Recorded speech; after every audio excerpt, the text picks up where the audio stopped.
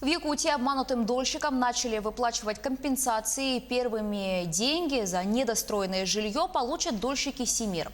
Они смогут вернуть свои вложения через фонд защиты прав дольщиков. Специалисты банка Дом.РФ приехали в Якутск. Они принимают заявления на получение компенсаций.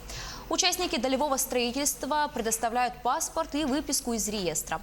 После подачи документов в течение 10 дней средства поступают на счет дольщика. Компенсацию получат всего 253 человека. Все они заранее прошли предварительную регистрацию. Всего в программу по восстановлению прав обманутых участников долевого строительства вошли 3 объекта застройщика «Семир» и 1 объект «Монолитстроя».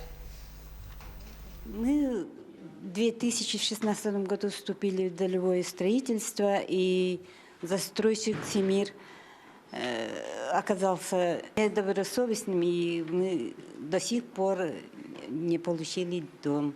И наконец-то вот мы получаем компенсацию за счет Российской Федерации. Заключили договор, и через 10 дней будет, деньги будут уже в нашем счету.